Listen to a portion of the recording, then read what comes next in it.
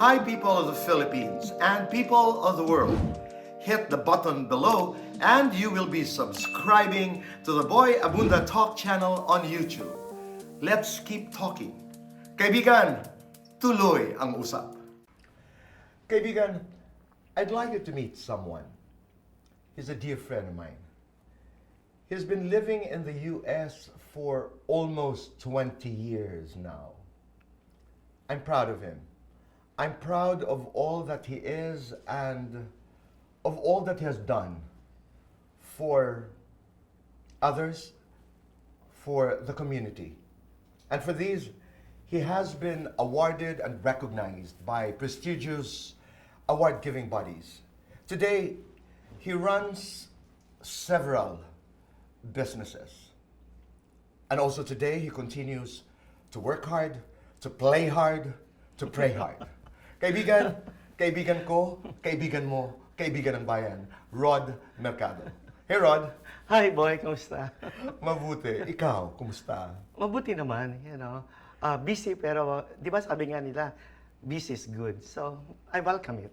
Rod, pag pinag-uusapan ng kaibigan, ano ang konsepto mo ng kaibigan? Sa akin, kaibigan, yung kahit kailan, nandiyan dyan, yung hindi ka iiwanan. Hindi yung panahon na naghihirap ka. Alam mo, nangyari sa akin ng panahon na yan. Nakilala ko yung mga totoo kong kaibigan. Na yung panahon na nahihirapan ako ng gusto, akala ko wala nang mga solusyon, mga problema, pero nandiyan pa rin sila. Yun para sa akin ang kaibigan. Tama. Hindi lang pagmasaya ang panahon, di ba? Kahit bagyo, dapat naroon. Nando doon. Rod, tell me your story. My story. Oh, dito ako pinanganak sa Pilipinas. Mahirap ang buhay. Malaki ang pamilya ko, ano? 8 kaming magkakapatid eh. O siyam pala, sorry. Siyam kami magkakapatid, pang-7 ako. So, talagang mahirap ang pamilya, ang nanay, ang tatay ko, talagang kailangan maghanap buhay ng mabuti. Pero sila naman yung parents na masisipag. Sila yung parents na titingalain mo dahil yung mga values nila ay talagang napakaganda. Kahit na nahihirapan kami, kahit na nakikita kong nagsisipag sila ng gusto, hindi ka magagalit na bilang anak kahit nararamdaman mo yung hirap. Anong trabaho ng nanay? Ang nanay ko mananahi. Ang nanay ko ay, may maliit kaming tindahan noon. So, nagtitinda siya. Ang papa ko, ganun din. Ang papa ko kasi Chinese. So, nung dumating siya dito, military ang kanyang background, pero eventually, nung nasa Pilipinas na siya, nagtayo na lang siya ng tindahan nga na pinagtutulungan nila ng mother ko. Strict ang tatay? Oh yes. Alam mo bang yung gigising ako ng madaling araw? Dahil gigisingin niya ako mga alas 5 or minsan nga alas 4 ng madaling araw para lang, kailangan mo nang diligan yung mga halaman. Alam mo, nung bata ako, may hacienda ako eh. Alam mo yung hacienda? Tawag ko doon hacienda. Oo. Kasi sa labas ng bahay namin. Saan ito, Ron? Sa Marconi, sa Makati. Oh, okay. Yeah. So, ang hacienda tinatawag ko, yung paglabas mo ng bahay, tanda mo nung mga panahon na yon, ang bangketa, hindi sementado. Ang bangketa, may lupa. Tinataniman ko yan ng gabi. Tinataniman ko yan ng mga kamote na hina-harvest ko everyday. Yung talbos, binibenta ko yan. At yung gabi naman, every 2 weeks. Ako, ang galing kong magtali niyan. At si Aling Menang, na kapitbahay ko, ang taga-benta sa palengke. So, ganun ang buhay ko noon. Bata ako. So, Anong pangalan niya ulit? Aling Menang. Aling Menang. Si ang Aling taga-Ben- Menang, ang taga-benta sa palengke. So, minsan, isang kariton yon dinadala niya. Kasi nga, ang laki ng hacienda ko eh. Ilang kanto sa Marconi, ang tinataniman ko. So, madaling araw yan. Talagang, matatawa ka pa nga, ang ginagamit kong tubig, yung tubig mula sa kanal. Yun ang pinandidilig ko. So, sanay ako dun sa hirap. So, pagkatapos noon, mga alas 6 ng umaga, ready na ako para pumasok ng eskwelahan. Maglalakad ako ng 1 kilometro siguro o baka mahigit pa. Saan ka Kasi naglalakad? nakatira ako sa Makati. Oo nga, Marconi. Alam ko ang Marconi. Oo. So, mula sa gitna ng Marconi, kasi Marconi, sa dulo, Pasay Road at sa Buendia, nasa gitna kami. So, iikot ako ng Buendia, papasok ako ng tramo, para lang makapasok sa tramo sa Pasay, para makapasok sa Epifanio de los Santos Elementary School. Alam mo ba na for many years, tumira ako sa Dominga. Dominga, alam mo yung Dominga? Oo Sa naman. Buendia, di ba? Sa Kaya office nga, ng Marconi. Itong Dominga, ito ang tramo, ang Marconi nandito naman. Yes. Pamilyar ako sa lugar na yun dahil ako'y nakitira sa tiyahin ko, kapatid ng aking ama, for a number of months. Oh, yeah. That's the reason why I'm familiar with the area. So Yeah. nilalakad mo lang ang Marconi hanggang Epifanio de los Santos Elementary School. Oo. Pagbalik na naman sa hapon, pagtapos ng eskwela, lalakad ka naman. At natatandaan ko pa noon, alam mo yung mga, di ba, noon, dinadala mo lahat ng libro mo eh. So, sa liit kong yun, bit-bit ko talaga yung bag na ang laki-laki. Kasi kung ilang subjects mo per day, dala ko lahat ng libro ko. Okay, Ganun wala ang pang buhay. tablet noon. Wala, di ba? Napakaswerte ng mga bata ngayon. Tama Okay, yun. so dala-dala mo yung libro. Pero sabi mo kanina, mahirap yung buhay. Gaano kahirap ang buhay at bakit mahirap? Mahirap kasi talagang kailangan mo magtrabaho. Kailangan kong makapag-ipon ng pambaon sa eskwela. Tatandaan ko noon, Hindi kayo binibigyan ng nanay at tatay? pag wala kang kinita, yung panahon na wala ka pang pera, sila nagsusuporta sa'yo. Pero kasi ako, nung bata pa lang ako, maniwala ka, dadaan ako sa isang grocery sa Buendia, sa kanto ng Marconi. Bibili ako ng isang bag ng candy. Piso yon. 90 centavos. Alright. Ang isang may bibenta ko yun ng piso, isang bag. So meron akong 10 centavos. Yun ang aking pambili para makakain ako ng yung merienda sa eskwela. So ganun ang ginagawa ko. Yun ang baon ko. Wala akong baon pag hindi ko naubos yung candy. Marunong ka na magnegosyo noon pa lamang, Oo, bata ang pa. papa ko negosyante. Dahil nakita mo sa papa mo. Yeah, yung kaya nga sinasabi ko sa'yo, sila yung naging modelo ko rin nung bata ko. Dahil sa kanila ang paghahanap buhay, yung sipag, talagang makikita mo. Kaya hindi ka po pwede maging tamad. Okay. So, ito yung, I would imagine that you were in elementary when you're doing this. Naglalakad ka mula Marconi hanggang Tramo at nagbebenta ka ng candy. High school, how's life? Ang high school, masaya naman ang high school ko. Alam mo, masipag ako mag-aral eh. So, natanda ko nung high school ako, naku, ang daming nagkakakrush sa'yo, di ba? Kasi kapag ikaw ay nasa honor roll, sikat ka eh. Okay. So, masaya. Nagtatrabaho pa rin ako. Yung mga panahon na yon naman, ay nagtutulak ako ng kariton, nagbobote dyaryo ko, nagbebenta ako ng mga kay Ching, no? Binibenta ko mga dyaryo. At may mga pagkakataon pa noon. Ang nanay ko, kasi nung panahon na yun, di bawal mag-alaga ng baboy. So, umiikot ako ng neighborhood. Dala-dala ko mga balde. Nangongolekta ng pagkain ng baboy. Ginagawa ko yan hanggang high school. So, nangungulekta ka ng pagkain ng baboy, tapos ibinibenta mo? Hindi, meron kaming alaga. May alaga yung okay. nanay ko, 2 hanggang 3 inahin. At pagkatapos, yun yung parang part ng hanap buhay niya. Tapos meron din akong ginagawa noon. Alam mo, nung high school ako, merong sa isang kanto. Siguro kung familiar ka sa Buendia, may isang tindahan doon ng mga isda. Yung malalaking, lapu-lapu ba yung malalaking isda talaga, pinipilay nila yon. Ang naiiwan yung malaking ulo, tsaka yung tinik. Nahihingi ko yon. At binibenta ko yon sa mga kapitbahay. Ganun nakaka-spot ako ng opportunity ng pagkakitaan, maski nung bata ako, at ginagawa ko yun. Madiskarte ka na. Madiskarte. At maabilidad. Yeah. At nakikita mo sa papa mo na talagang entrepreneur ka na without understanding probably what it was that Correct. you Oo. were doing. Pero kanina may sinabi ka, crush. So marami nagkaka-crush sa'yo? Oo. Dahil ba yun sa maabilidad ka? Dahil sa pera ba yun? Dahil sa cute ka Cute ba? din naman ako, di ba?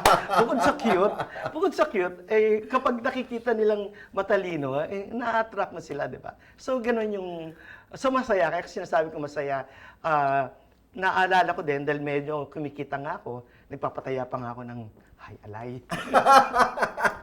Totoo yun. Para lang pandagdag doon sa kita mo. Pandagdag, Alam mo, kung ano man yung nakolekta mo, 20% sa iyo yun eh. Sa Okay. alay, no? Alam mo, medyo Ngayon, na-realize ko, hindi pala magandang gawain yon. Yes, Pero nakaraan na ginagawa yun. ko yun. Para lamang kumita. Para kumita. Rod, sandali. You were doing this. Yung iba mong mga kapatid, Ganon din ang ginagawa. Yung mga nakakatanda sa akin, tatandaan ko yung kapatid ko umalis ng bahay ng maaga, nag-aaral siya sa gabi ng high school, panggabi na. Kasi sa araw, tumutulong siya bilang assistant mechanic or something like that. Okay. Nag-aabot ng mga tools sa isang talyer. Naalala ko yun. Yung isang kapatid ko, nakatapos ng college, alam mo yung Yeye Bonel na, ewan ko, ano yun, Naalala isang ko. kumpanya yun, yung Bonel, gumagawa sila ng mga, doon siya nagtatrabaho.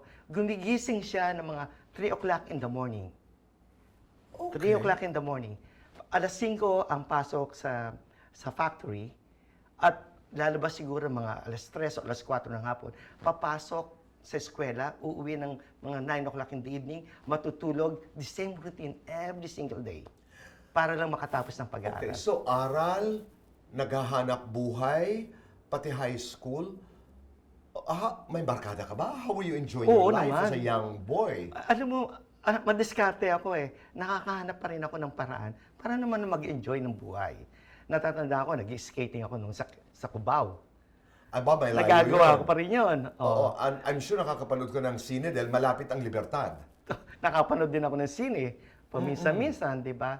Pero, alam mo, minsan kahit na yung weekends, doon ka nagtatrabaho eh. Doon ka... Rod, bakit?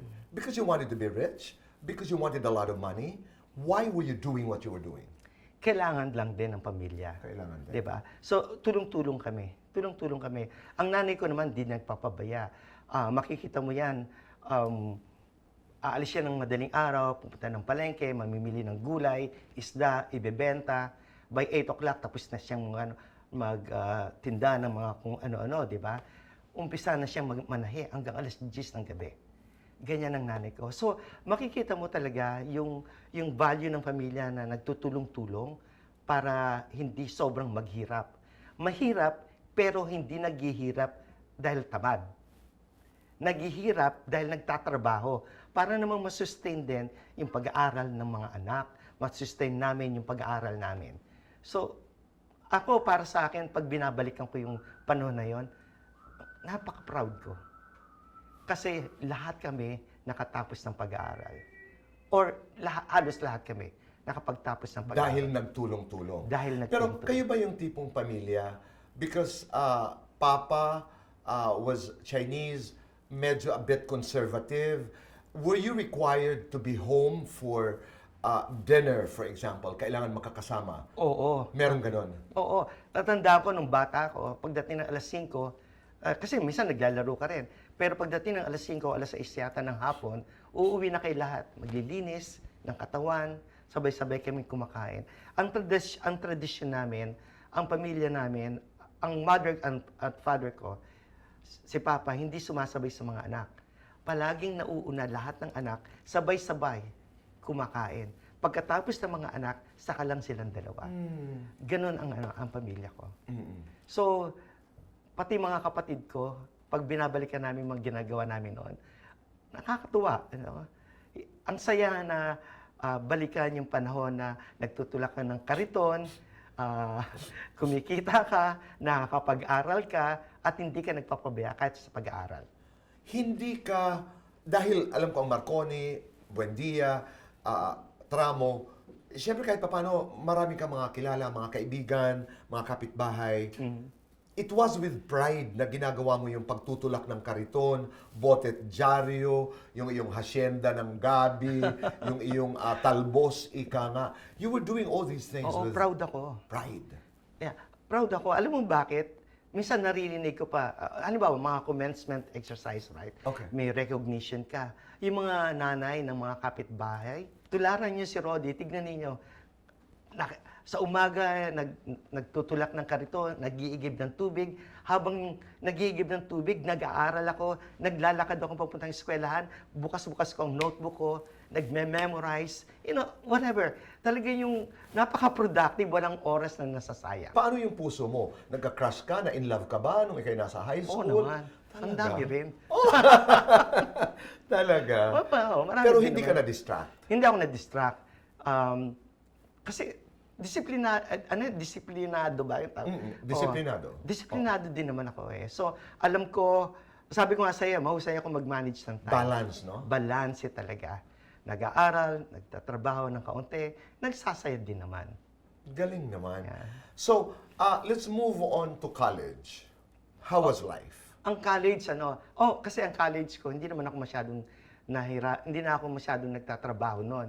Nagtatrabaho lang ako pag Wednesday, madaling araw, pupunta ako ng Baclaran para magtinda ng mga bakya. Kasi mga classmate ko noon, may mga factory sa Marikina ng sapatos. So, kinukuha ko yan, binibenta ko ng Wednesday. Alam mo bang dumating pa nga yung punto na nagsasabit ako ng sample sa SM. Hindi pa siya yung tinatawag na SM, mga mega mall. Yung nasa, ano ba Santa lugar Cruz. yung, Santa Cruz, may lugar na kung saan nandoon yung mga tindahan ng mga sapatos. Nakalimutan ko na. Carriedo. Acevedo? Carriedo. Carriedo, oo. So, pupunta ako doon, magdadala ako ng sample, dadramahan ko pa, ate, pag hindi ka bumili sa akin, hindi ka nag-order, wala akong pambayad ng tuition fee. Yung mga ganong klase. So, masaya at nag-aaral pa rin, nakagraduate ka rin, scholar ka rin sa eskwelahan. So, para sa akin, balanse pa rin yung buhay mo, may struggle pa rin, may mga challenges, pero wala naman talagang challenges na hindi nalalampasan. Wala naman talagang challenges na kapag meron ka talagang objective, nakafocus ka, nakikita mo, meron kang mission, Okay. may gusto kang ma-accomplish sa buhay mo, walang pagod talaga eh. Ano yung pinakamalaking challenge na napagdaanan mo at this point in your life, when you were in college? Siguro yung well, ang mahirap kasi engineering kinukuha ko. So siguro yun yung pinakamalaking challenge, yung panahon minsan naaagaw dahil kailangan mo magtrabaho, 'di ba? So minsan kailangan mo i-maintain yung scholarship pero nahihirapan ka dahil nauubusan ka ng oras. Were you paying for your own tuition fee? No, partial lang. Partial lang, Partial because lang, you were Kasi nga, you were a scholar. Yeah. Nung umpisa sana, full scholarship, pero hindi mo ma-maintain ng gusto. Pero okay pa rin sa akin. Oo. Masaya pa rin ako. Okay, bakit Baclaran at bakit Bakya?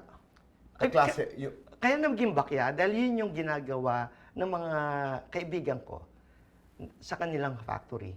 So, kukuha ko ng Binibili mo, inuutang mo yung bakya? Hindi. Ang mga magulang nila tuwa sa akin.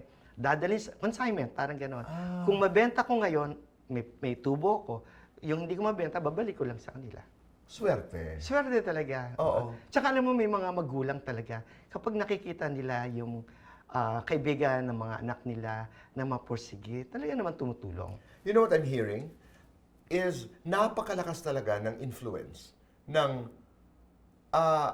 people around you. Dahil nga bakya ang negosyo, ang mga kaibigan mo ay merong mga bakya, kumuha ka ng bakya. Baclaran dahil marami ang tao at saka taga-Pasay ka taga Marconi ka rin kasi. It's not very far from where you lived actually. Tama yon. Di ba? Alam mo, naranasan ko yung nahabol ako ng pulis. Pero naranasan ko rin na, alam mo, ang sabi ko nga sa'yo, yung mga magulang na talagang alam nila nagpupursige ka, natatandaan ko noon, merong isang tindahan, yung iba, sasabihin sa'yo, huwag ka dito sa harapan namin, di ba? Kasi naglalagay lang ako ng kung ano doon, tapos ando doon, i-display mo. Siyempre, naging competitor kanila. Pero sa kanila, itong pamilyang to, hindi nila ako pinagbabawalan. In fact, pag narinig nilang nagtatakbuhan na dahil may mga pulis, tinutulungan pa nila akong ipasok yung aking mga paninda sa loob ng tindahan nila. Naalala mo kung sino sila? Hindi ko na naalala. Pero alam mo, marami akong mga angels na tatawag sa buhay ko. Nung pagkatapos ng college, for example, nagtatrabaho ako noon sa Dutch Boy Philippines as an engineer. Naalala ko, ito yung para sa akin malaking accomplishment ko. Nasasabihin ko talaga, entrepreneur na ako. Natatandaan ko noon na, alam mo yung Makati Cinema Square? Sa ilalim niyan, yung sa basement, may mga PX, yung mga tindahan na ibebenta ng mga PX. Nung panahon na yun, hindi ko nga alam kung anong ibig sabihin ng hindi ko alam na PX, yung pala karamihan noon na ini-smuggle. Akala ko PX, imported goods, etc. Anyway, alam mo yan, lahat ng tindahan doon, inisa-isa ko yan. Ako po si Rod Mercado, engineer ng Dutch Bay Philippines.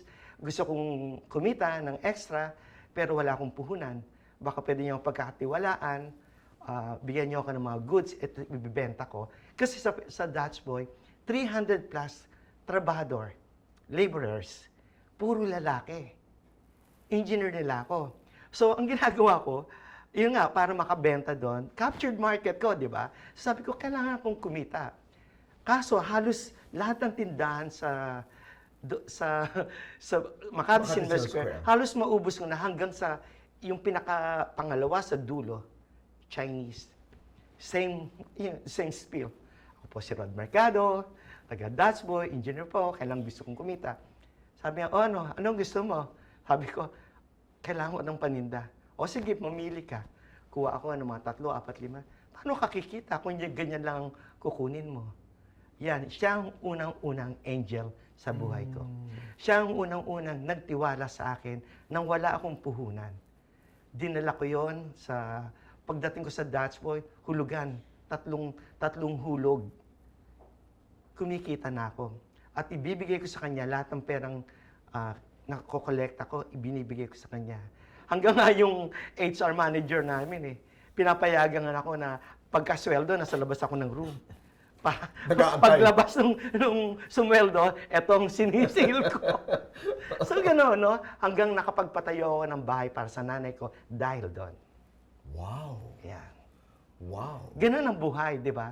Mahirap, pero masaya. Kasi yung accomplishment nandoon. Masaya kasi alam mong may pinatutunguhan ka. Masaya dahil nagagawa mo yung desire ng puso mo.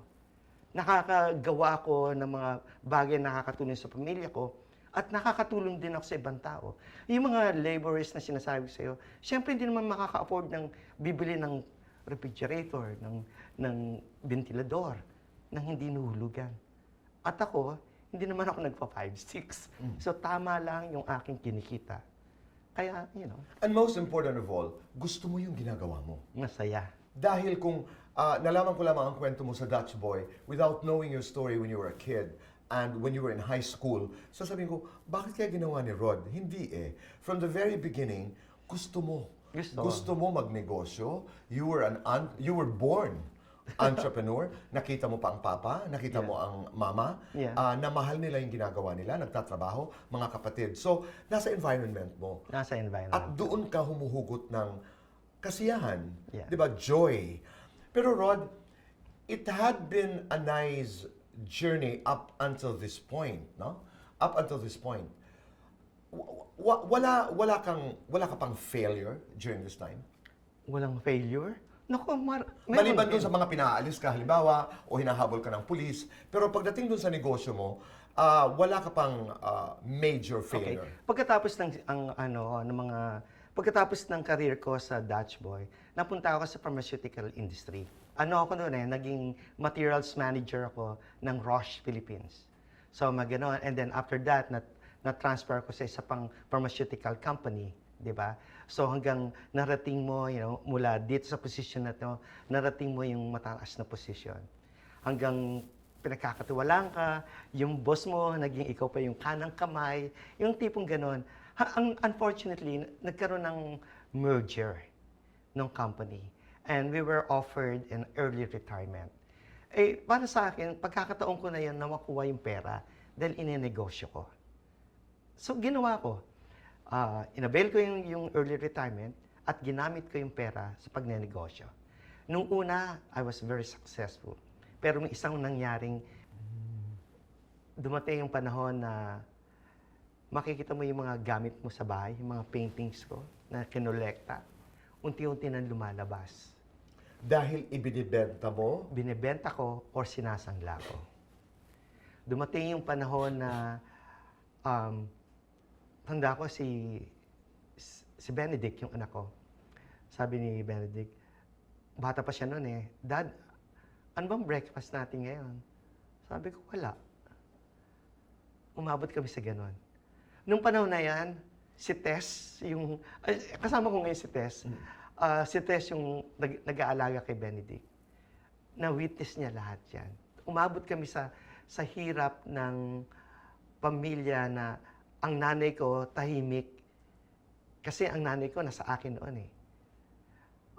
Tahimik, hindi nagsasalita, pero natatakot. Yung Natatakot dahil? kasi wala na talaga kaming makain. Umabot sa panahon na lalapit ka kahit sa mga kaibigan, nakakapagbigay. Pero hindi naman nila kayang magbigay palagi, di ba?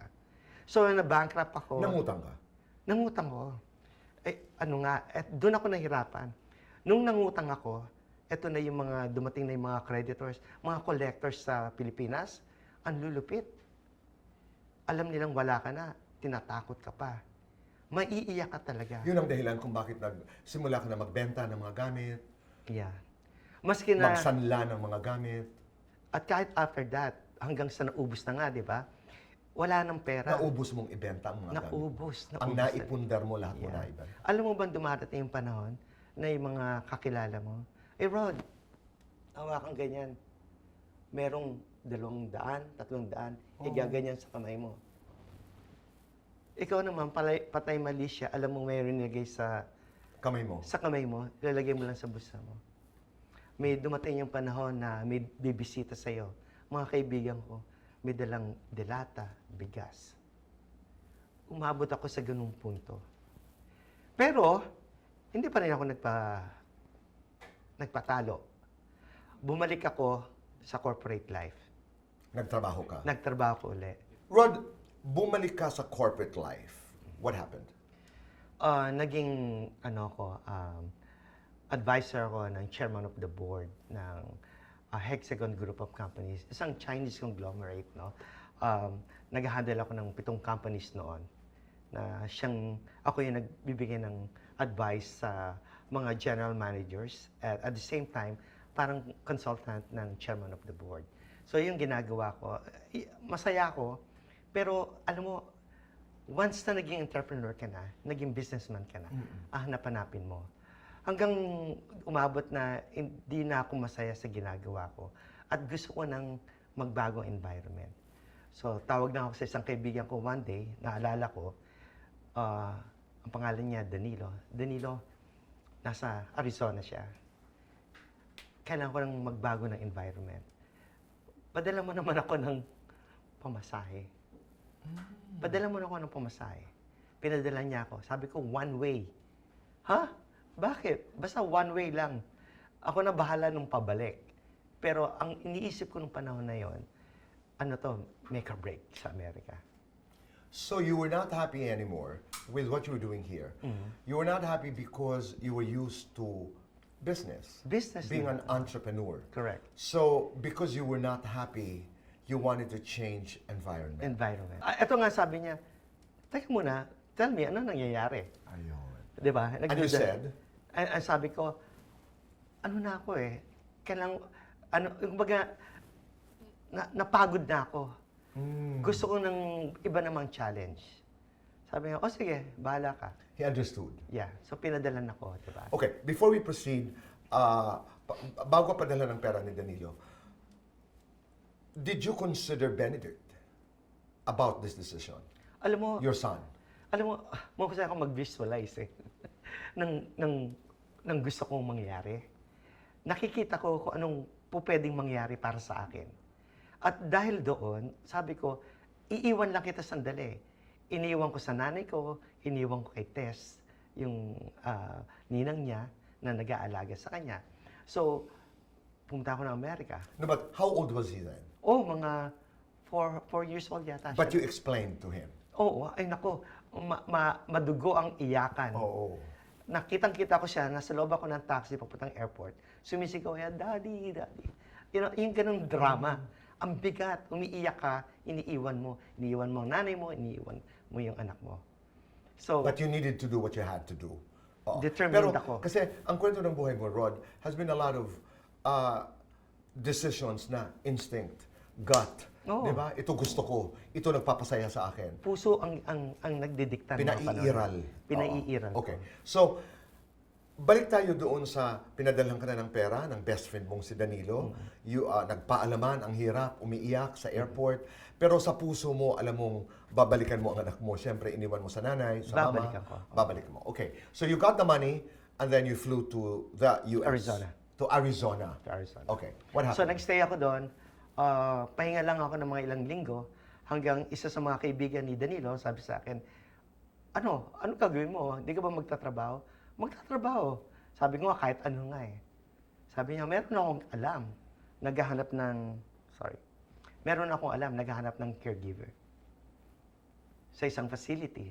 Sabi ko, sige. Sabi ko, pero wala akong karanasan dyan. Okay lang. So, sabi niya, pero wag mong palalabasin, wag mong papakita na ano ka ha, na, kung sino ka, professional, medyo pakita mong, kasi hahanapin nila yung taong magtatagal. O, sige, pagdating ko doon, baluktot mo ng kaunti yung English mo. Ito yung pangalawa kong angel sa buhay. Pangalan niya si Sue, or Susan. In-interview niya ako, tinanggap niya ang puti siya, at naging caregiver ko. So, ginawa ko yon for 8 months. Pero hindi ako mahawak ng pasyente kasi nakapag-deal ako sa mga kababayang Pilipino, o mga kababayan natin, na caregiver din sa facility. Kayo na mag-alaga sa mga pasyente natin. Ako maglilinis at magluluto. Ito lang ang gusto kong gawin. Bahala na kayo. Huwag na kayong tumulong sa akin. Basta itong gagawin ko. At noong mga panahon na yon, ginagawa ko rin, gumawa ko ng mga bagay-bagay na para mapansin ako na may-ari. Tulad ng in-offer ko sa kanya, Sue, baka gusto mong makatipid sa mga groceries, sa mga gastusin dito sa facility. Kasi nakikita ko ang daming waste. Ang daming waste. Okay. So, ginawa ko ng paraan yun. Pero sabi ko sa kanya, pero sa isang kondisyon. Okay. Yung matitipid mo, idadagdag mo sa sweldo ko. $800 ang sweldo ko sa loob ng isang buwan. Pero sapat na nung panahon na yan, I think exchange rate to nasa 48 pesos. No? Sapat na yan para masustanan ko si Benedict at ang nanay ko sa Pilipinas. Did she agree Masaya ka. na yung kanyang matitipid ay idadagdag doon sa iyong sweldo? Yes, nangyari yon. At hindi lang yon. Alam mo yung remember, laking pharmaceutical ako, di ba? So yung mga nurses, yung mga doktor, dumating yung time na nakikipag-usap ako. Nagugulat sila. Sabi, sino ka ba talaga? Bakit alam mo yung language namin? Bakit ine-explain? Minsan nga, binibigyan pa, Dok, alam ko kung paano yan nagtatrabaho sa loob ng katawan ng pasyente. So nagtataka sila hanggang nakarating sa may-ari. Sabi ni Sue, Rod, who are you? Tanda ko pa nung tinanong niya, who are you? Sabi ko, what do you mean? Sino ka ba talaga? Hindi ka high school graduate. Right. Sabi niya gano'n. So, anyway, to cut the story short, naging manager ng facility. That's why you consider Sue as your second angel. Correct. Okay. Hanggang sabi niya, one day, ito yung pera, you're fired. Why? Bakit? Yeah. You have to spread your wings. Oh. Umalis ka ng Arizona. And yun na nga yung nangyari. Punta ako ng California. Wait. Did you understand why she had to do Oo, it? sinabi niya sa akin. She explained. Siya explain kailangan mo, may mga opportunity sa'yo. You're too big for this facility. Something like that. Oo. Mas marami kang magagawa. So anyway, Okay. nangyari na nga yun. Pagdating ko sa Arizona, naging... You remember how realtor much money she gave you? I think mga 4,000 or 6,000. No, about $6,000. That was a big $6,000. Malaki na yun. That was a big Oo. amount of money. So, punta ako ng California, nag-aral ako para maging realtor. Talaga 1 week. Maniwala ka, 1 week straight nag-aral ako. Nag-take ako ng exam, pinasa ko, at naging realtor in less than 2 weeks. Sabi na, ganun kabilis talaga. Okay. Hanggang one day, nakaupo ko sa Pizza Hut, ayun eh, yung cafeteria. Okay. Parang Starbucks, di ba? Nakaupo ako doon, dala-dala ko yung computer ko na binigay din sa akin ng isang kaibigan sa Arizona. Ginagawa ko yung LMS, tinitignan ko ano yung mga listing. May isang taong nakakita sa akin, sabi niya sa akin, oh, realtor ka. Indian siya. Realtor ka. Sabi ko, yeah. Actually, sabi ko gano'n, kakakuha ko lang ng license ko. Sabi niya, oh, good. And then sabi niya gano'n, yan ang gusto ko. Ini-istorbo to the point na sabi ko, are you buying a house or something? Sabi niya, oh, hindi. I would like to buy commercial properties. Tinignan ko siyang ganyan. Wala ka namang pera eh. Yung itsura niya, wala ka namang pera eh, di ba? Okay. Anyway, mayaman pala talaga. At sabi niya, tuturuan kita kung paano gawin. Sinunod ko yung mga payo niya hanggang nakakabili ko hanggang kumita ko. Kumita ko unti-unti. Do you consider him your third angel? My third angel. Naunahan mo lang ako. Namatay siya after a while, unfortunately. Nakakaano yung mga istorya ko eh. Pero nung time na yon, kaya ko na mag-isa. Nung nagbebenta ako, para lang What sa was his name? reference. I'm sorry, yeah. Yung reference lang, no? Yun yung panahon na nagkaroon ng subprime mortgage crisis sa Amerika. 2008, nag-umpisa yon. Yun yung time na na-meet ko siya. So, namimili siya ng mga napo-foreclosed, yung mga hindi na makayanan talaga ang mortgage. So, nabibili ko ang napakababa. Piniflip niya. Aayusin, tapos ibebenta o pauupahan. Make money from... Magaling, ang galing ng kanyang konsepto. What was his name? I'm sorry, Rod. Sanjay. Yung kanyang pamilya, na-meet ko rin. Ang pamilya ni Sanjay. Okay. So, binigyan niya ako nagkaroon siya ng pagkakataon na ako ay i-train niya para maging mahusay na realtor. Nung naiwan na niya ako, naghahanap na ako ng mga bahay na ibebenta. When he passed on. Ginagawa ko na yung negosyo ko. Pagkatapos, sabi ko, umihina na rin talaga. Kasi talagang crisis na talaga eh. Hanggang palagi kong namimit yung mga kababayan na, Rod, baon na ako sa utang, hindi ko na alam kung anong gagawin. Puro ganun. Alam mo bang yung mga bahay, iniiwan na lang. Kasi hindi na kinakausap yung bangko, iwanan na lang nila. Dahil wala Wala silang pambayad. Ganun kalupit yung panahon na yon. So, sabi ko, paano ko kaya matutulungan ang mga taong sobrang hirap? Ako, baka dumating na rin ako sa hirap dahil sa negosyo, di ba?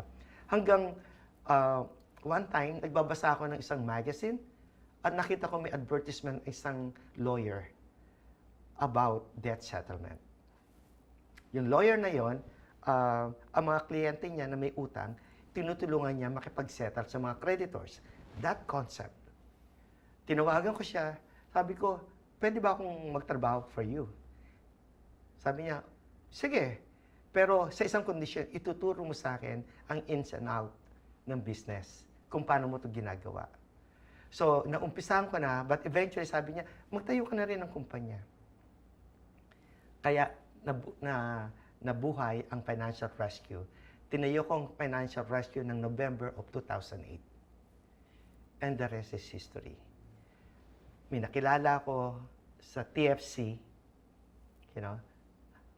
inintroduce ako sa TFC, nagkaroon ako ng commercial sa TFC, hanggang one day, in-invite nila ako na maging guest speaker for Balitang Amerika. My very first appearance, sabi, kailangan namin ng resource speaker to talk about the crisis. Sabi ko, sige, kaya ko yan. Kahit hindi ko alam kung anong gagawin ko, di ba? So, kailan ba na shooting? Bukas, nataranta ako. Sabi ko, teka muna, wala akong masyadong alam para sa topic. So, ang ginawa ko, nag-research. The next day, na-meet ko si Jing Reyes. Kaibigan natin yan. Kaibigan natin si Jing. Sabi sa akin ni Jing, "Uy, Rod, ang ganda ng registry mo sa Screen. television. Ano ba ang pwede mong i-discuss?" Teka, uy, ano nagustuhan nila ako? Anyway, to cut the story short, hanggang nag-guest ako sa mga ibang shows sa TFC, hanggang nagkaroon na ako ng sarili kong mga segments sa TFC, at doon na, nag-umpisa na. TFC, GMA Pinoy, nagkaroon na ako ng mga relationship at napalaki ko na yung negosyo ko. Mula sa 2 telepono, umabot ng 20, 30, yung gano'n. That's what I want to know. When you set up Financial Rescue, nagkaroon ka ba ng physical office? Nagkaroon ka ba ng empleyado? Oo. This is prior to your stint sa TFC. How was it? How did you organize yourself? And I want to know kung bakit sinabi nung lawyer na nilapitan mo, why don't you set up your own company? Okay. Yun sa unang tanong. Yeah. Nung bago ako napunta sa TFC, may 2 na akong telepono na minaman. At ang ginagawa ko... You had a small office. Small office. Ito, nakakatuwa to. Alam mo, sa Pilipinas, sanay ako nag-distribute ng flyers. Wala kang perang pang advertise, di ba? Sa Right. television. So, ginagawa ko, pupunta ako sa mga lugar na may mga Pilipino, nag-distribute ako ng flyers About Financial Rescue. about the company, yes. Yeah. Yeah, How about- did you come up with the name Financial Rescue? Well, naisip ko lang, napakagandang pangalan nito. Chinek ko, uy, available. Ay di, ni-register ko. At saka eksakto doon sa Panahon. serbisyo mo at sa panahon, di ba? At sa panahon na Rescue Financial. Correct. Okay. So, talaga naman, pagpasok ko sa industry, talagang nagulat ako kung paano ang buhos ng tawag ng tao. Grabe. Doon ko din naranasan kung gaano pala kahirap yung dinadanas, lalo na ng mga kababayan natin, Okay. na nagsasuffer sa crisis. Okay, so that was the financial crisis in the United States, and then you had that short stint with a lawyer. I want to know why he didn't say, why don't we set up the company together? Kasi ang sinabi niya, Rod, why don't you set up your own company? Well, Because wala- he was into the legal aspect of the Oo, kasi, problems. yeah. Siguro, hindi siya talagang entrepreneur. Siya yung lawyer Okay. na tumutulong pa 1, 2, 3 kliyente, di ba? Pero yung malakihan, para magkaroon ka ng isang programa, wala. Seeing your potential, he suggested that. Correct. Naaalala mo, Rod, yung una mong opisina. Saan ito? O sa Fremont. Nasa Fremont, sa California. Sa Fremont. So, nandun yung, sa isang lumang building doon na napakalit na opisina, napakalit na kwarto, $500 ang aking ang A month. binabayad a month. Yeah. Ano to? Sa San Francisco, LA? Hindi, sa Bay Area. Bay Area. Bay Area. Okay. So, You rented a small space in that old building, $500 a month, and then you have a Correct. small room. Yeah. Naalala mo ang mga una mong empleyado? Basically, ako, nag-umpisa, yung aking kapatid ko rin, si Angie, na taga Maryland. Sabi ko, punta na kayo dito. Sila yung tumutulong sa akin, si Marilyn, si Zaira, sila yung mga nauna, si Lenore, si Jennifer. Si Lenore, si Jennifer, nasa akin pa rin hanggang ngayon. Ando doon pa rin naman, lahat ng binanggit ko, nasa akin pa rin hanggang ngayon. Okay. So sila munang tumulong sa iyo doon. Yeah, tulong-tulong kami hanggang mapalaki namin. Hindi, pero yung mga distribution of flyers, you would go Ako lang yon. Ikaw lang yon. Ako lang yan. Ako lang yung sinita ng pulis. Dahil bawal pala yon nang wala kang, bawal. bawal pag wala kang permit. Wala naman akong permit. Malay ko ba naman, Pero you were going to Filipino restaurants or mga lugar kung saan marami ang sa Pinoy. parking, alam mo yung mga kotse na nakapark, nilalagay ko sa windshield. Okay. Nilalagay ko doon para lang makapagbenta ako. Hanggang isa sa mga nakakuha noon, ay siya yung gumawa ng kaunang-unahan kong commercial. For television. For television. At siya din ang nag-introduce sa akin sa isang yung sales representative ng TFC na siyang tumulong sa akin. Pangalan niya si Jun Guzman. Si Jun Guzman ang nag-facilitate para makilala ko yung mga tao sa TFC. Siya din ang tumulong sa akin para maumpisahan yung mga programa na ginagawa ko sa TFC. Another angel. Another angel. Oo. I want to go to your first client and how you serviced your first client as Financial Rescue. Tandang-tanda ko yung tawag. Umiiyak siya. Sabi niya, nakita ko kita sa television, siguro ikaw makakatulong sa akin. Umiiyak siya kasi negosyante siya. babae, 70 years old. Tatlo ang facility niya. Yung mga home care facilities. Tatlo, lubog sa utang. I think mga 150,000 ang utang.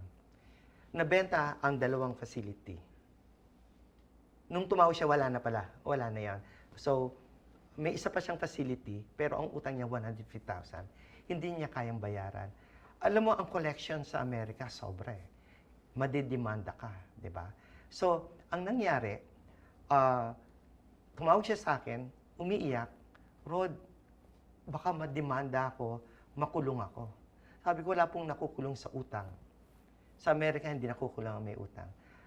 Pero, ano bang problema? Naku, itong tanda ko to, 70 years old, lahat ng aking retirement nawala na.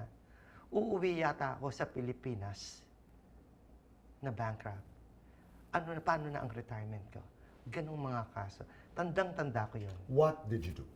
Tinulungan ko siya na may masettle yung mga utang niya.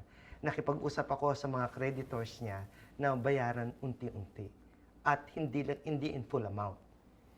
You know, usually nung time na yan, I can even get for a certain creditor to agree for a settlement as low as 30%. Nung mga panahon na yon, either sige, mababankrupt yung kliyente mo, hindi ka mabayaran, or you accept a term settlement or a lump sum settlement for 20-30% of the total debt. Ganun ang nangyari. At nakuha mo yun? Nakuha ko yan. Hanggang sunod-sunod na yan, ang dami na iba-ibang Ron, klase. I want to go into the $150,000 debt noong ating kababayan. So, inisa-isa mo yung kanyang pinagkakautangan. Oo, tatawagin mo yung creditor. You negotiate. I-negotiate mo. Ano yan, yung mamili ka, hindi ka mababayaran o ganon? Sa ganong, hindi yung ganong ka-direct. No, of course, hindi diba? ganun ka-direct, but- Hindi yung ganong, Pero that's the you present, spirit. Oo. you present the situation of the client. Yung kliyente namin, negosyante, pero eto na, 70 years old, hindi nakakayanin talaga magbenta. Maski yung kinikita niya, hindi na rin sapat. Kasi ang home care facility, pag nawalan ka ng pasyente, wala kang kita. No, I'm trying to go into the heart of financial rescue. Talagang ang human relations. Kasi hindi ko pa rin maiwanan yung kwento mo na kahit nung elementary ka, nagbebenta ka na ng candy. 90 cents, 1 peso, may 10 centavos ako.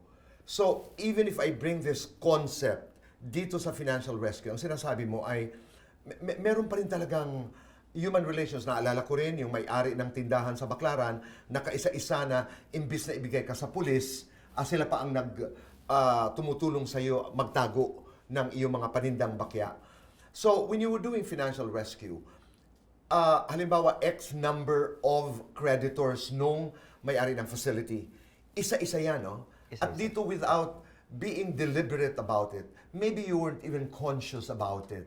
Pero lahat ng kung sino ka at lahat ng napagdaanan mo, lahat ng nalaman mo, sa bawat kaso kasi baon mo yun eh. Pag nakikipag-usap ka, sabi mo nga hindi diretsahan ito, may malumanay, may medyo matigas minsan, lahat yan come into play. Correct, yeah. So, when you were talking to the creditors, naayos mo itong problema ng 70-year-old kababayan natin at na-solve ito. Nasolve yan. Oo. Wow. So, malaking pasasalamat para sa iyo. Ang sarap pakinggan na hindi ko na kailangan ibenta yung aking facility. Hindi na ako natatakot na nakakatulog na ako na hindi ako makukulong. Yung mga ganon. How long did it take you to fix Mga 2 to that? 3 years. Depende sa capacity pa rin eh. So, minsan, kagaya ngayon, yung mga settlement, kasi po pwede mga term settlement. Pag sinabing term settlement, kahit nga $50 lang, basta lang maumpisahan yung settlement. Tatanggapin ng creditor. Dahil kailangan makita din ng creditor kasi na may willingness, no? Correct. May yeah. intention to settle, to pay. Exactly. Tsaka nakikita din nila, klaro sa kanila na wala ng capacity. Kasi, alam mo, ang mga tinutulungan ko, hindi yung gusto magtipid. Yung nangutang, tapos ayaw magbayad. Yun lang tipo. Hindi kami ganon. We don't deal with people like that. No. Yung talagang may legitimate na financial hardship. So, Yun ang tinutulungan by ko. saying that, bago mo tanggapin ang isang kliyente, kumpleto ang profile. Oo. Na hindi lang ito gusto magtipid o hindi lang ito gustong lumayas sa kanyang responsibilidad. Katulad ng una mong kliyente, ang siniservisan ng financial rescue ay yung mga tunay na nangangailangan ng tulong. Yeah, meron kaming preliminary screening. Kinakausap, ini-interview, tinitig. Alam mo pati yung budget nila. Yun yung proseso. Proseso. Magkano kinikita mo, magkano ginagastos ninyo, ilan ang anak, lahat yun, iniisa-isa namin yun. Pag nakita namin may hardship, then we have a case. Kung wala, hindi pa pwede. And you tell them outright. Yes. Hindi pwede. Okay. Pero, but right now, or ever since, wala naman talaga mga, or hindi naman marami, pailan-ilan lang na sumusubok. Pero karamihan ng mga kababayan natin, talaga namang pag tumawag sa iyo, may legitimate concern or hardship talaga na kailangan mong tulungan. Okay. So you started with that facility. Ano yung mga sumunod na kaso? Naku, sa dami, hindi ko na maalala. hindi nga. no? More or less, pero anong More or klase? less, like, halimbawa, isang couple na 5 taon ng kasal, gusto na mag-start ng pamilya, pero hindi makapag-umpisa dahil baon pa rin sa utang. Tulad niyan, nung ma-settle namin ang kanilang problema, bumalik sa amin, gumawa pa nga ng testimonial na dahil dyan, ngayon, kaya na naming mag-anak.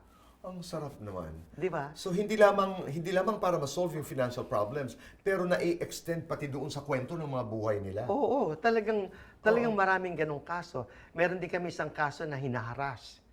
Hindi lang yung harassment nangyayari sa ibang lugar. Hinaharas ng creditors. Kine-creditor. Oo, yan ang inaharas ng creditors. Nangyayari din yan maski sa Amerika. So dahil alam mo naman ang rights ng mga consumer, napakalakas. Kapag nakita namin we can justify or we can really prove na there was a harassment, natutulungan namin sila.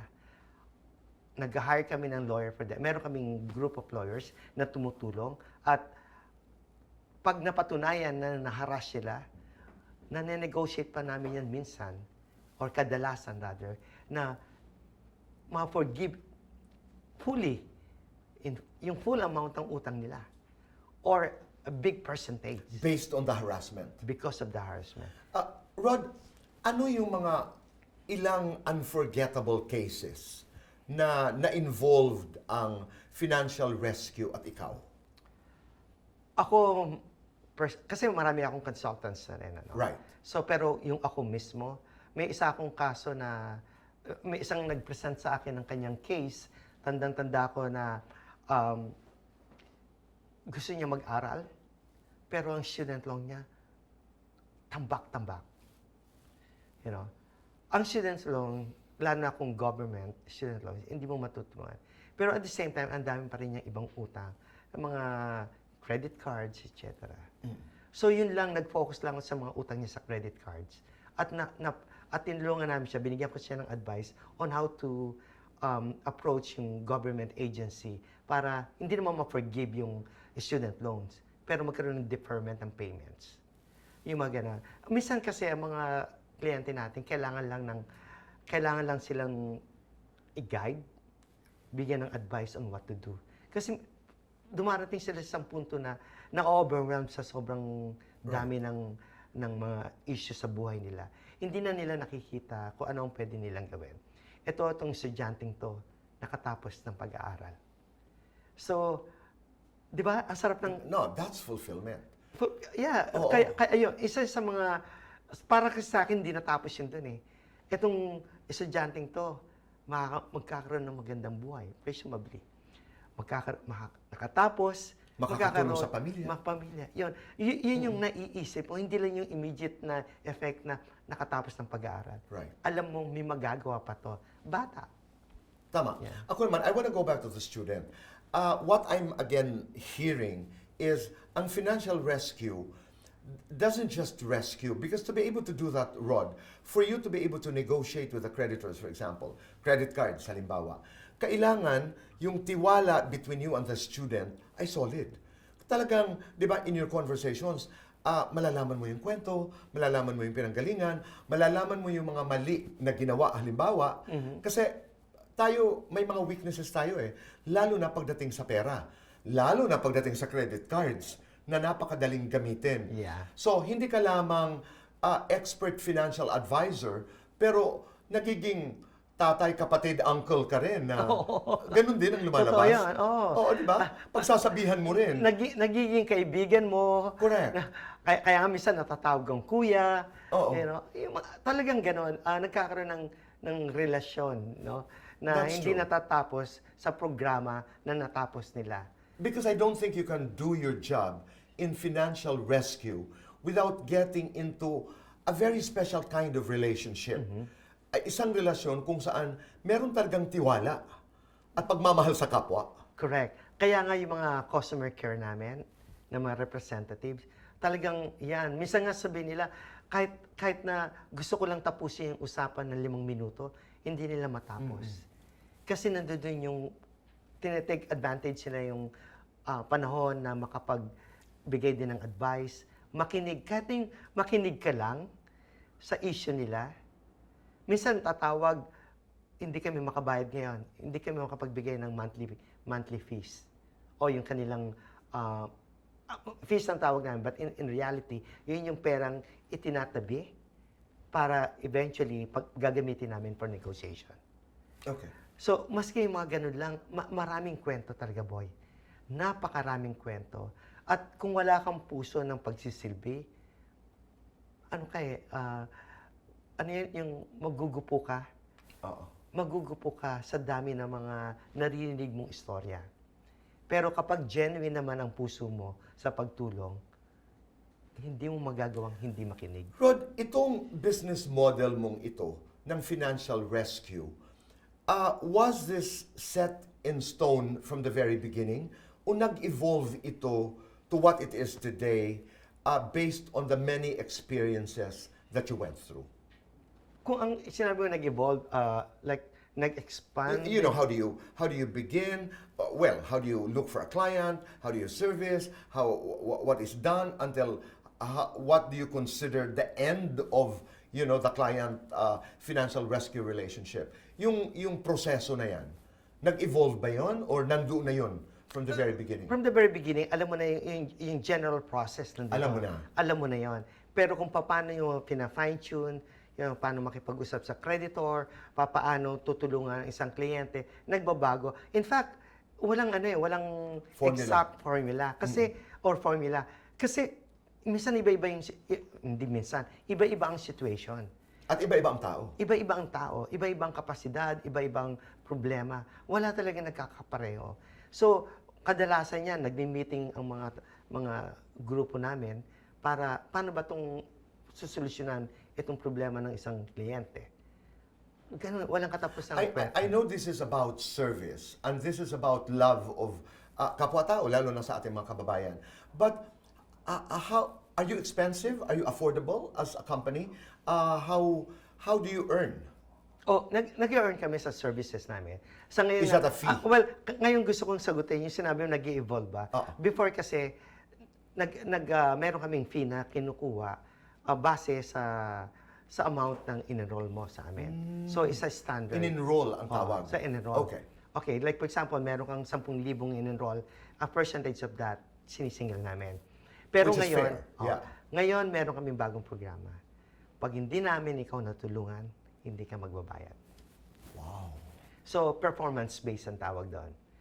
Hindi kita sisingilin ng fees, Pag wala professional akong fees, nagawa. pag wala akong nagawa. That's now you're giving back. Exactly. Oo. So, ito para sa And that's akin. really great. Ito para sa akin ngayon ang pinakamalaking pagbabago na ginagawa namin. Yun. Hindi kita kinokolektahan ng wala pa akong ginagawa. Patutunayan ko muna sa iyo, tutulungan kita, saka tayo mag-usap. Okay. Saka ka magbigay ng professional fee. Oo. Rod, naiintindihan ko na may mga kliyente noon, lalo nang nag-uumpisa ka, na ikaw mismo ang nag-handle hanggat dumami ng dumami. Isa na lang, isa pang kaso na naalala mo na ikaw ang humawak na hindi mo malilimutan. Siguro, mag-asawa na kulang, alam mo kasi, yung retirement, di ba? Big deal yan sa Amerika eh. Pag ikaw walang naipon na retirement fund na sufficient, paano? Ano mangyayari sa'yo? Doon pa naman sa Amerika, hindi tulad maaring hindi tulad dito sa atin na ang mga anak talagang hanggang dulo sa suporta ng mga magulang. Marami pa rin naman sigurong ganoon sa kultura ng Pilipino sa Amerika. Pero may mga magulang or mag-asawa na walang mga kamag-anak. Tapos walang ipon, walang retirement fund. Yun ang isa sa mga naalala Ano ang ko. inilapit nila sa'yo? Utang pa rin. Oh. Ang dami pa ring utang. Yung walang maipon para sa retirement. Anong ginawa mo? Ganun pa rin. Kinausap din ang mga creditors? Nag-settle pa rin ng mga creditors at dahil doon, unti-unti nakakaipon sila kahit papano. Rod, meron ka bang pagkakataon na hindi malilimutan ng reaksyon ng isang taong nagpasalamat sa'yo dahil sa nagawa mo para sa kanya? Yung The funniest, the most memorable minsan nakakatuwa experience. talaga, Oo. no? Minsan hindi mo sila kilala. Okay. I mean, hindi mo sila nakita physically. Kasi kung nasa California ka at taga Arizona siya or kung nasa New York siya, Alright. kilala mo lang siya sa pangalan, sa boses. Alam mo minsan, naglalakad ka, nasa airport ka, biglang may lalapit sa'yo, Rod, ako si ganito. Tinulungan mo ako, maraming salamat. Yayakapin ka. May mga pagkakataon na nagbabayad ako ng, bumili ka, kakain ka, magbabayad ka sa cashier, binigay mo ng credit card mo, Rod Mercado. Kayo pala si Rod Mercado. Ang ganon. Tapos sabi, ang laki nang naitulong mo sa akin. Minsan nasa isang event ako ng Filipino Huwag ka na lang event. magbayad. Oo, nalilibre ako minsan. Oo. Sabi ko, no, wag. Pero anyway, pipilitin ka na huwag ka na magbayad. Because that is our way of expressing our gratitude. Totoo Oo. yun. You're about to say something? Nung nasa isang malaki akong event, alam mo, pag mga event ng mga Pilipino, may mga kainan, di ba? Oo. May mga booth yan. So napunta ako sa isang booth. Sabi niya sa akin, Kuya Rod, ito na ang negosyo ko ngayon. Sabi ko, oh talaga? Hindi ko na siya kilala talaga. Kasi nga, sabi ko nga sa'yo, hindi ko na nakikita naman nila. Sa dami na nila, no? Oh. Tens of thousands of clients Right. ang natulungan namin. Natulungan ninyo kami. At ito ngayon, meron na akong karinderya. Wow. Ganon, boy. Ang sarap. Ang sarap talaga. Oo. Nag-umpisa ka sa maliit na grupo. To be exact, it was you and dalawa na tao? Oo, nagpisa kami sa 2 tao. Today, when you talk about financial rescue, you're talking about how many people? About 100. Wow. Pero Rod, yung mga values mo, you have this special skill of relating with people. Ang iyong vision para makatulong, makapagbigay ng trabaho, paano mo yan ini-inculcate sa mga taong nagtatrabaho sa financial rescue? Alam mo, maswerte ako sa tao eh. Siguro, di ba, sabi nga nila, kung ano yung nakikita nila sa'yo, lead by example. Naririnig ka nila eh.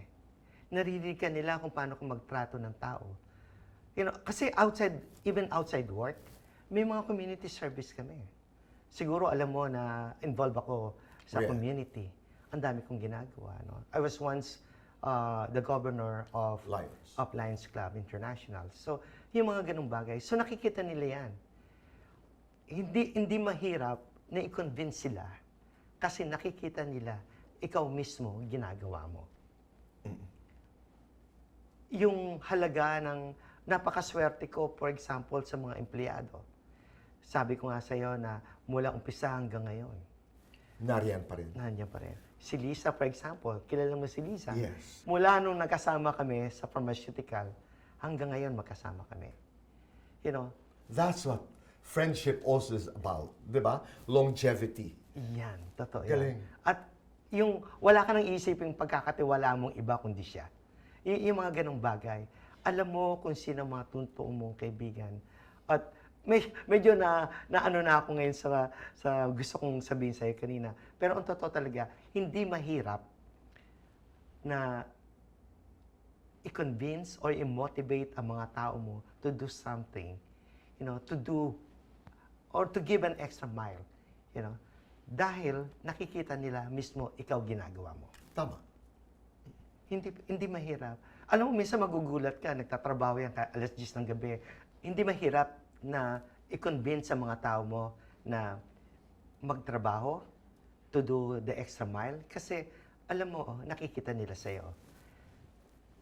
Alas 10, alas 11, madaling araw, nagtatrabaho, hindi mo na kailangan i-supervise. It's not just about leadership. It is not just leading by example, Rod. It is living by example. Living by example. Diba? I Nakikita love that. kasi nila eh. Diba? It goes beyond just leading. It just goes beyond what happens in the office or professionally. It's about life. It's about living by example. Financial rescue has become very big today. Ito'y kilala na sa komunidad. And at what point are you? Oh, nasa punto na kami na nag-expand na ako ng negosyo. Right. Hindi na lang financial rescue or debt settlement ang negosyo ko ngayon. Naisip ko kailangan palaparin or palawigin ang serbisyo na pwede natin i-extend, lalo na sa mga kababayan natin. Alam mo siguro na meron na akong, kasi alam mo, when it comes to finances, involved din dyan protection. So, meron akong company, ang Mercado Global Insurance. Naisip ko rin na provide gumawa ng real estate business too. So, meron kaming Mercado Global Realty. At recently, meron din kaming, nag-extend na rin kami sa loans. Yung mga kaibigan natin or businessman na nangangailangan ng kaunting pondo, natutulungan natin na nakapag-provide tayo ng loans. Yung mga kababayan natin gustong magtayo ng maliit na negosyo, pwedeng lumapit sa amin. Mga kaibigan nating gustong mag-renovate ng bahay, medyo kulang sa pondo, pero kaya namang mag-loans, natutulungan natin yan. So, meron kaming ganyang facility. At itong namang huli kong project na dinadala ko dito sa Pilipinas, ito yung tinatawag nating, you've heard about prefabricated buildings, yung mga modular buildings. Right. Dadaling ko yan sa Pilipinas. In fact, may mga kausap na kami ditong possible investors also for the project. And yeah, ready to go. So, panahon na palawigin ang reach mo. Panahon na para mas malaki pang serbisyo ang pwede mong ibigay sa mga kliyente, sa mga kababayan natin. At masaya ako na nabiblessed ako na meron akong kapasidad na gawin ito. And all these things that you're doing still make you happy. Hindi ko malilimutan yan eh. Kasi nung umalis ka ng Pilipinas, yung linya mong, I'm not happy anymore. I wanna fly, I wanna expand. Pero hindi nawala doon yung elemento na, because I'd like to be able to fix not just my life, but I wanna be able to bring Benedict to the US. I wanna be able to take care of my mother. I wanna be able to help others. These things were present in the past. Magpahanggang sa ngayon ay dala-dala mo pa rin. Oo. Alam ko you've been recognized, you've been awarded many times. Pero ano yung mga ilang awards na napakalaki ng value sa'yo, Rod? Alam mo, yung... Huwag mo kalilimutan ng TOFA. ang TOFA. Yung huli kong through TOFA, I was one of the awardees ng Presidential Award, right? The Joe Biden Award. Yes. So, yun sa akin ang pinakamalaki siguro, Right. to be recognized by the President himself, right? But, ang unang-unang award ko, alam mo kung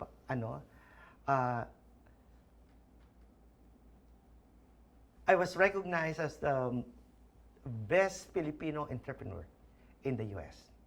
Wow. Yes. Dahil sa trabaho namin bilang kumpanya. Sa financial rescue. Yes. Yeah. Hindi ko kasi masabing isa lang eh. Several eh. Madami. Marami. Pero isa pa. Ito yung para sa akin isa ding napakalaki. Di ba sabi ko sa'yo, I was once the governor for Lions Club International. Alam mo bang na-recognize ako as the #1 governor in North America? Wow. Yes. That's So yung something. dahil sa mga projects na ginawa ko for the community, hindi ka na natutulog. uuwi ako, halos nagda-drive ako sa gabi, pagod na pagod ka. Pero pagdating mo sa gabi, i-look back, ang dami mo natulungan. Ang dami mong nagawa. Ang dami mong na-influence. Ang dami mong na-touch ang buhay at nabago ang buhay. Ang sarap ng pakiramdam. That makes you happy. That makes me happy. Halimbawa, Rod, ilabas ko ang aking mahiwagang salamin. I put it in front of you. And you see that man in the mirror. What would you tell, Roddy, na nariyan sa salamin? Anong sasabihin mo sa kanya? Nagawa mo ang mission mo sa buhay. Ang pangako mo sa nanay mo na hindi kayo mamamatay na mahirap, nagawa mo. Pero ang hirap na sinasabi ko, hindi lang yung material na bagay. Yung hirap na hindi ka namatay sa hirap dahil wala kang na-accomplish sa buhay mo, wala kang nagawa, wala kang natulungan. Yun para sa akin. Kaya, Roddy, dapat nga lang maging masaya ka. Dapat happy ka. Dapat happy ka lang. Sa lahat ng iyong nagawa sa buhay, personal, professional, what do you consider as your biggest achievement? Yung mapalaki ko yung anak ko, nakatapos ng pag-aaral at ngayon nagtitrain para, nasa kumpanya ko siya ngayon, nasa marketing siya. So nagtitrain siya ngayon, yan isa sa mga accomplishment ko. Malaking accomplishment ko rin na yung mga surprises na sinasabi ko sa'yo na minsan naglalakad ka, bigla na lang may hawak sa kamay mo. Salamat, Rod.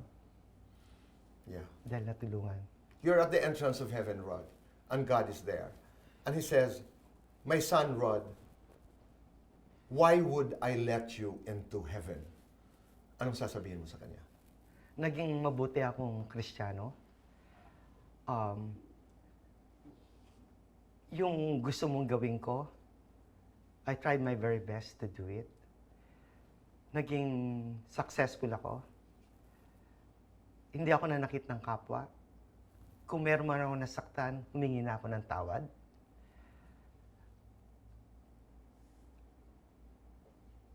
Hindi ako perfecto. Napakalayo maging perfecto ako. Pero dahil sa tulong mo, nandito ako ngayon. Hindi mo ako pwedeng hindian dahil ikaw ang gumawa kung sino ako. Last question, and this is the most serious question. Rod, is that sex or chocolates? Kahit wala ng chocolate. Rod, maraming salamat. Maraming salamat, boy. At blessed na blessed din ako dahil kaibigan kita. Ako din. Dahil kaibigan kita, I'm also so blessed and I continue to be inspired by your story. Ikaw rin, napaka-inspiring yung story mo. That's for another conversation. Okay. Hi, people of the Philippines and people of the world. Hit the button below and you will be subscribing to the Boy Abunda Talk channel on YouTube. Let's keep talking. Kaibigan, tuloy ang usap.